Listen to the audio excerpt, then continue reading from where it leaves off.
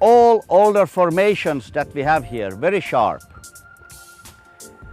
And this dike comes directly from the Earth's mantle. We know that the crust in the surrounding here was about 40 kilometers thick when we had partial melting in the mantle, in the Earth's mantle, and magma started to rise into the crust and found cracks in it and could come all the way up to the upper crust where it has crystallized. And since this magma comes directly from the mantle, it has a certain composition.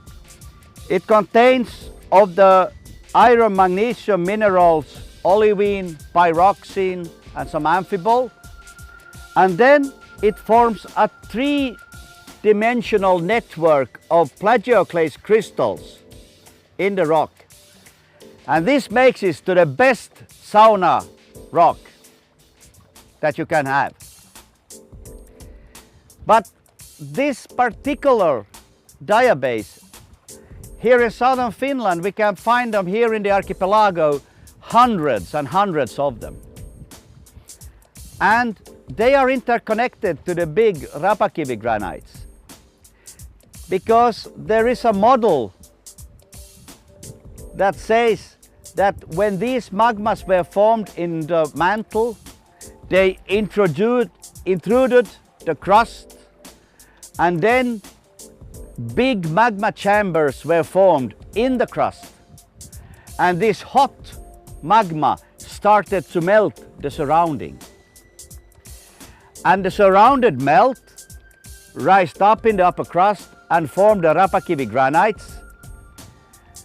And sometimes these hot mafic magma came up to the upper crust, but sometimes they remained in the middle crust.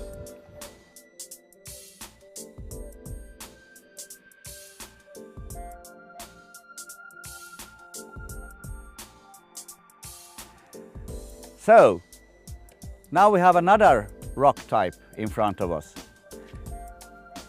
the very famous Finnish Rapakivi granite. And if we have a general view of it, we can see that it's a homogeneous mass. We don't see any signs of metamorphism in it. We don't see any folding in it. And this means that it has to be younger than the Svekofenian orogeny. We know the age of this granite. It is 1,583 million years old, and that is very young to be southern Finland. These Rapakivi granites appear over the whole southern Finland. In southeast, we have the biggest batholith, the Viipuri batholith. And here in southwestern Finland, we have three quite extensive Rapakivi batholiths. We have the Åland batholith, we have the Vehmaa batholith, where we are right now, and to the north of Vehmaa, we have the Laitila batholith. Okay. The name Rapakivi,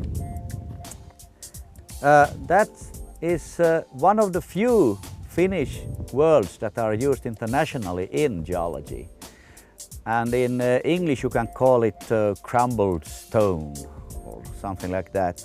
And that depends on that this typical granite is weathering very fast. And that depends on the rock texture that we have. The rock texture is how the minerals in the rock are organized towards each other. And here in this Rapakivi, on this weathered surface, we have a very good opportunity to look at the different main minerals here. We can see that we have this transparent, a little bit bluish quartz grains that are rounded.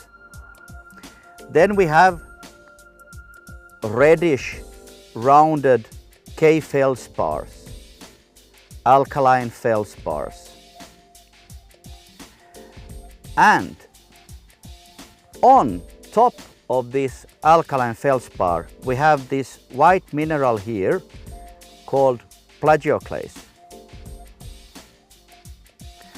And this plagioclase form this shell around the K feldspars.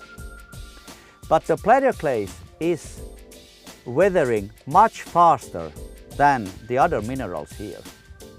So it means that the white material here weather away and disappear, and then we will have these red K feldspars and the transparent quartz grains remaining in the rock.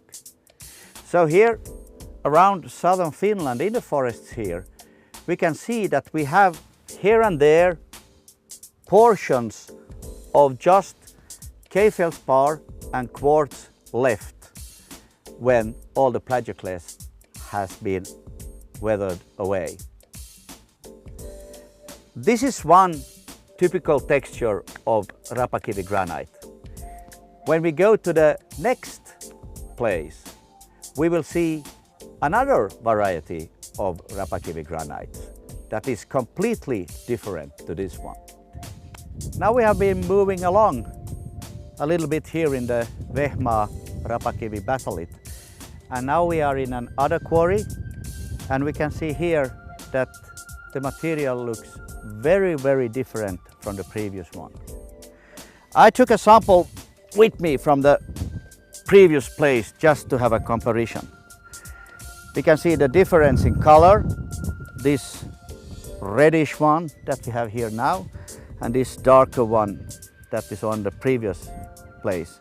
And you can also see that in the previous place we had these big crystals, these ovoids called crystals. They are absent here. Now we have a very homogeneous texture here. All mineral grains are approximately the same size. And this is very typical for this area. It's a homogeneous granite, and all over this quarry it has the same composition. The texture is the same, which means that it's a very good, high quality dimension stone for different types of buildings. So, I hope you enjoyed our field trip in the Turku archipelago and the regions, and here we are at the geology department. Here we investigate the rocks after the field works. Lots of investigation is done to better understand their genesis, age and things, mineralogy, composition and so on. Yes, and all of you are most welcome to come and visit our department at the University of Turku. And if you want to have some kind of questions, so you can spell them out to us, and so you are most welcome. So, thank you for joining us. Yeah.